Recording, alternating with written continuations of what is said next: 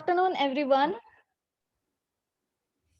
Uh, Today is going to be super interesting because I know so many of us are tree lovers, and we have Dr. Geeta Ramaswamy from Environment Conservation Foundation with us. So, Geeta, before I introduce you and we begin with the session, we thought that there has to be a something related to trees and nature and season. So there's a friend of ours, Nikhil Apte, who is going to present a poem which sets a tone for the session. So yeah, So Nikhil, we nice. begin with you. It is in Marathi, Geeta, but I'm Actually, I can sure understand you Marathi. can. A little bit, but yeah, I won't be able to speak. So yeah. No problem. Right. So over to you, Nikhil. Okay, thank you. By the way, आता जो 5 मिनिटापूर्वी जो माणूस स्वतःला ससा म्हणत होता ना, त्यांनीच मला भरीच पडले ही कविता म्हणायला. सो चलो. सो नलेश पाटलांचीच कविता आहे झाडांबद्दलची. ती मी वाचून दाखवतोय. सो कविता आहे, माझ्या झाडांची हिरवी किती सांगू मी थोरवी. माझ्या झाडांची हिरवी किती सांगू मी थोरवी, तुम्हा देऊन सावली ऊन माथ्यास मिरवी. असा निमुट सोसला ताप दिसभर जरी, सांज होताच मायेने घेती पाखरांना उरी. सांज होताच मायेने घेती पाखरांना उरी. पाय मातीचेच पाय मातीचेच परी आभाळाला गवसणी, झाडांमुळेच या माझ्या मिळे पावसाचे पाणी. ऊन पाऊस वादळ धरी भवताली फेर, ऊन पाऊस वादळ धरी भवताली फेर, फक्त झाडांनाच नाही त्यांचे स्वतःचे घर. नाही स्वतःहुनी कधी त्यांनी मागितले पाणी, कधी कळलीच नाही त्यांची सळसळ वाणी. त्यांची करुणी कत्तल त्यांची करुणी कत्तल तुम्ही थाटली शहरे, सुकुमार भुईवरी त्यांची बकाल शहारे. काय पाप त्यांनी केले तुम्हा सावली देऊनी, काय पाप त्यांनी केले तुम्हा सावली देऊनी, अर्धी लाकडे त्यांचीही गेली शरण होऊन. पुढे लागणार नाही, पुढे लागणार नाही एक थेंब सुद्धा ओठी, खेळ सरते शेवटी मांडा वाळवंटी काठी. खेळ सरते शेवटी मांडा वाळवंटी काठी. माझ्या झाडांची हिरवी किती सांगू मी थोरवी. धन्यवाद. क्या बात है, क्या बात वा, है. मस्त मस्त. सुंदर. नलेश पाटलांची ही कविता सुंदर आहे. खूपच Thank you Sachin. so much, Nikhil. And as always, you. it is a delight to hear from you. All right, Thank so you. I will now introduce Dr. Geeta Ramaswamy. Um, so all of us have experienced erratic rain patterns past few years, and the changing climate is more than apparent. So this has a profound effect on trees around us, and the seasons and these changes in climate are best recorded in full detail by the life cycle of trees. And Geeta is precisely doing that, studying these changes. Geeta is program manager for Season Watch, a citizen science project which looks at the effects of seasons on tree phenology.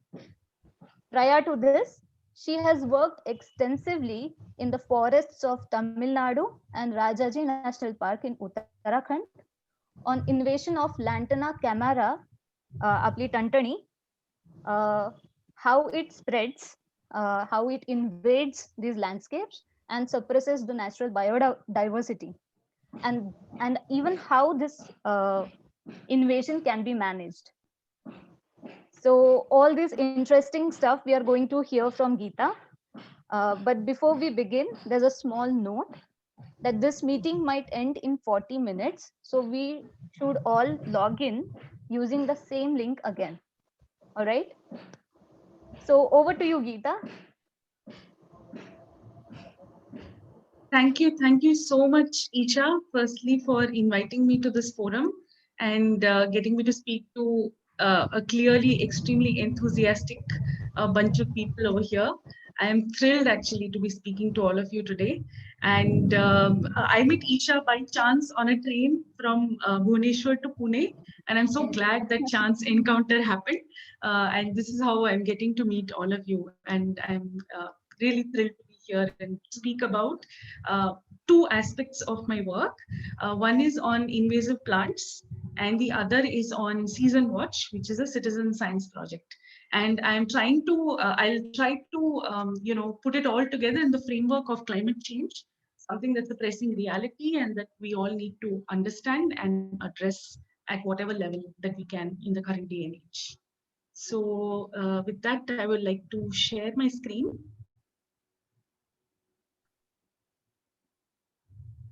Can you see my screen Not yet. now? Yes.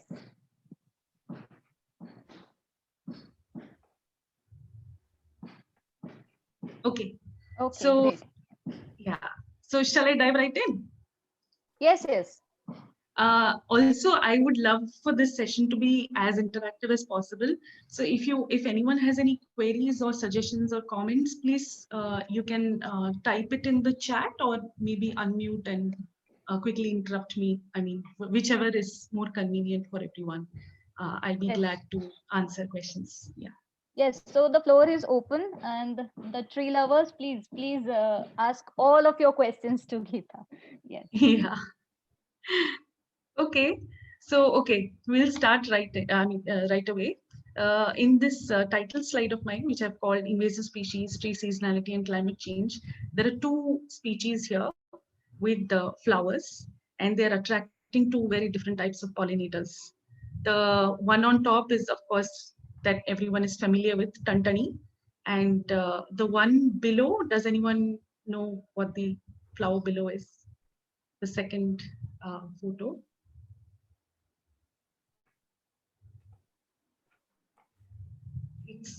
Is it neem? No, actually an even more common tree, a beloved summer fruit. It's actually mango. So the flower is really tiny, and those little green blobs that you see are really tiny baby mango fruits. So this is a bug that is a hemipteran, which is pollinating mango fruits on the inflorescence. So here is a contrast. Lantana is an invasive species. It's an exotic species. Mango is a very native species. So what is it that makes something invasive, or what is an exotic species? What is a native species, and how is it all linked to climate change? Firstly, let's start by understanding that ever since humans have come on Earth, we have changed our environment a great deal.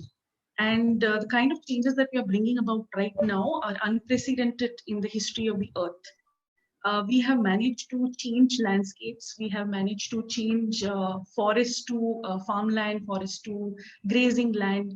We have converted rural areas into urban areas by building with lots of concrete on them. We are changing the landscape on a daily basis. Our rate of consumption of natural resources has released large amounts of greenhouse gases into the environment, causing global warming and consequent climate change because of global warming. But one of the first things that humans did on Earth was they explored it. They went from one place to another and started exploring it. And what they did inadvertently is they took species from one place and brought it to a different place. Now, these are species that have had time to evolve in a particular type of environment, in a particular type of geography. And without, let's say, several millions of years passing, they would not be able to reach these new places where they are found now. And humans have been very instrumental in moving species about at a very rapid rate across the Earth. So, for example, you can see if there is a species that was, more abundant in the Americas, it evolved there. For it to naturally come on its own to a place like Africa or India in the way that the world is arranged currently, it will have to traverse an ocean on either side. So it will need tolerance to salt water. It will need to be able to survive in salt water for many, many days, if not years, and then reach a different landmass, and then establish there and start a population of its own over there. That is very difficult for a species to do on its own in the current circumstances. But because humans invented ways of moving on water and now in air, we have been able to move species through either the entire species itself or through its seeds, propagules, eggs, all kinds of things. We've been able to move them from places where they evolved for hundreds or thousands or even millions of years to places where they were not found before, ever, before humans came. And what that does is it provides an opportunity for the species to now grow and expand in a new range, which at first it was not present in. Now, species that are moved from their region of evolution to a new region, and here they spread beyond their point of introduction. They have large populations and they can be found much farther away from where they were introduced and are also detrimental to the environment in general, especially to other species or to the overall ecosystem. Then such species are known as invasive species. So invasive species across the world span a variety of taxa, going from unicellular fungi like this Batrachotrichum dendropritis, quite a mouthful. This is the fellow that causes the chytrid fungus disease in amphibians across the world. This is it's an invasive species of grave concern. And from there, we can go to aquatic ecosystems like this invasive algae.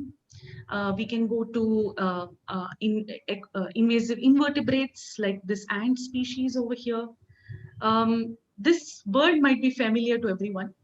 Indian cities are full of the common myna, difficult to miss.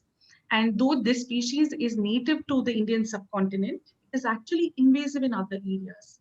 This bird has been introduced to places like Hawaii, where it is outcompeting the native birds over there and taking over large tracts of the land. It's very detrimental to the island ecosystems over there. And last but not the least, one of the most abundant type of invasive taxon on Earth is plants, because plants are amazing, and we'll come to that in a bit. We know many examples of invasive plants.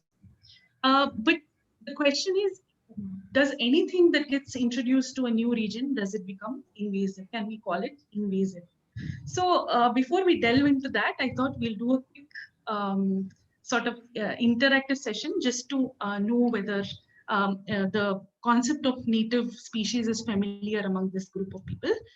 So I just have a little quiz, and you can please type your answers in the chat and I'll have a look at that. So if you recognize this tree, do you know whether it is native or not? Can you please share in the chat? Just a minute, I can't see the chat. Yes. Yeah, so many people are identifying Laburnum bahava and native. Yes, that's right. So this is Indian Laburnum bahava, or the golden shower tree. Scientific name is Cassia fistula. And across India, this species is it's a beloved species, the culturally beloved species. And it is very much a native species. How about this one?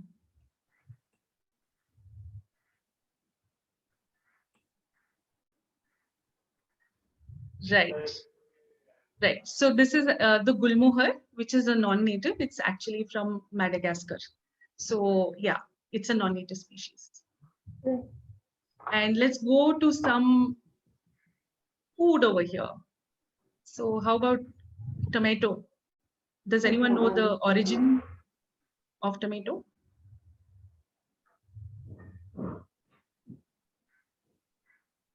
Right. So there are several responses called non-native. Right.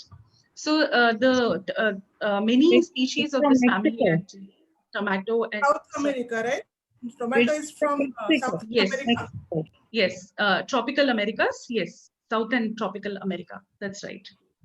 And how about this one? Madam, just one question. Yes, This yes. Gulmohar is actually 150 years old now, and I see there a lot of birds, parakeets and sunbirds, you know, all on it. And I also heard, I think one of the butterflies have, or probably moth has accepted it as this thing. So do we still call it as non-native? Right. So actually, this is a difficult question to answer. When do we stop calling something as non-native? How long does it have to be in the current geography for it to be called native? So this species, for example, tamarind, which there is a lot of confusion about tamarind because historically it is derived from the Africas. But because it's been in our culture, in Indian culture for so long, and we have used this, this particular fruit in our food for maybe more than 150 years, right? So it is so inherently part of our landscape. We deliberately plant this tree and use it. So does this qualify as non-native, or should we accept it as being native and naturalized? So these are actually difficult questions to answer because people, even scientists who study these species, they find it difficult to answer. So when is it that we can call something non-native or naturalized? While Okay. this remains a little bit difficult, sorry, go ahead. So non-native and invasive is the most dangerous, as I understand. Right. So there are several levels. So anything that is introduced from its place of evolution to a new range can be called as exotic plant. So for example, potatoes are exotic. They are not native to India. So we will call them a exotic plant. Then if sufficient amount of time passes such that it can establish its own population and propagate on its own in the new region, then it can be called as non-native or naturalized. It's a non-native naturalized plant. One step further is if it spreads far beyond its point of introduction and it starts affecting the biodiversity, native biodiversity in a negative way, or starts altering the ecosystems in a negative way, then it is called as an invasive alien species.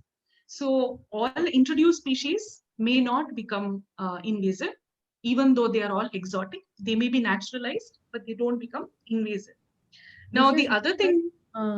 This is because there is no natural enemy, because potatoes we eat. So, Right. So that may be the reason. Absolutely. Absolutely. Yes. So actually, the thing with also we have to keep in mind that humans are making these definitions. Often things that are useful to us, we are very kind to them.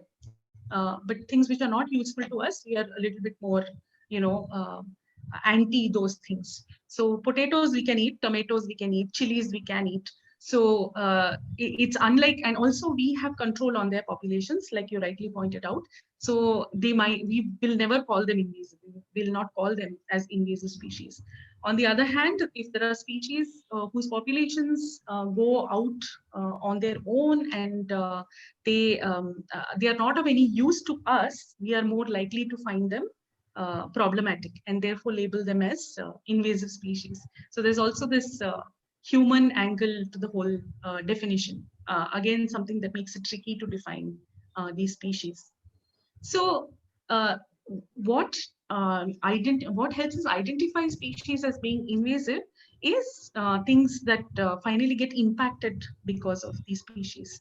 So some of the biggest ecological impacts of invasive species are changes in biotic diversity and community structure. So what is the kind of species that you find in a region? What are their abundances? In the presence of an invasive species, these things might change because of things like direct competition with those species, or they could be changing some other aspects of the environment which affect the native species there negatively. This one of the indirect ways in which invasive species can impact is through interfering in mutualistic interactions. So things like pollination, dispersal, invasive species might be poking their noses right into these things and getting the advantage of these mutualisms while not facing the vagaries of other problems in this new region. And this can have long-term impacts again on the mutualistic species themselves, as well as eventually on the diversity and community structure of a region. And lastly, and this happens at very, very large scales, these are often irreversible and are very difficult to manage also. are ecosystem level habitat or ecosystem level modifications, which are difficult to for a particular habitat to bounce back from. So if you see any of these three impacts, then you can be fairly confident that a species is actually invasive. Just to look at some examples of invasive. So my specialization is studying one particular invasive plant, which is Lantana camara. But there are many such species which I'm sure this group may be familiar with. So there's the water hyacinth, there is Parthenium, there's Prosopis and Lantana. The history of most of these species is that they were brought in from their natural range to India for some purpose. So either as fodder, as fuel wood, by mistake, by accident, or as garden plants. And once they reached here, they have sort of gone berserk and escaped from their region of introduction and into natural habitat. So like I think Manasi pointed out earlier, the advantage that invasive plants have in an introduced range is that firstly, they don't have herbivores. So a herbivore is anything that is eating the plant and keeping it under check in some way. So this can be insects, virus, parasites and pathogens of different kinds, or the larger herbivores that we think of when we think of herbivores like cattle or elephants or deer, any of this group of species. Why herbivores don't eat invasive plants is also interesting. It's rooted in the evolutionary history of the plant. Basically, plants produce lots of things in their leaves so that they don't get eaten.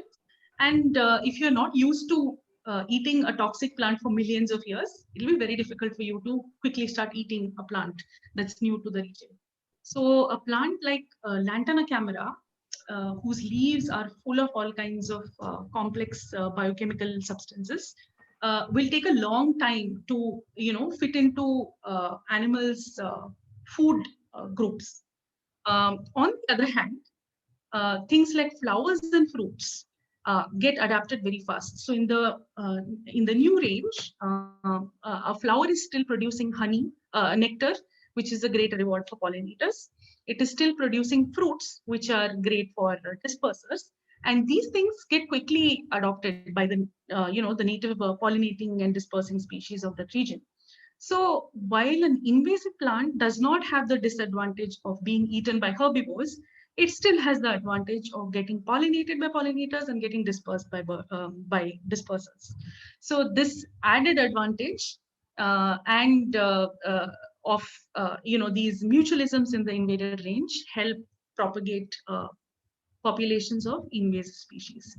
The other thing also is that when you are not putting in lots of your energy into preventing yourself from getting eaten, you can put a lot more energy into producing other things like seeds, like nectar for pollinators, which will help advance your population in the introduced range. So those plants that manage to become invasive have a lot of things going right for them in the invaded range.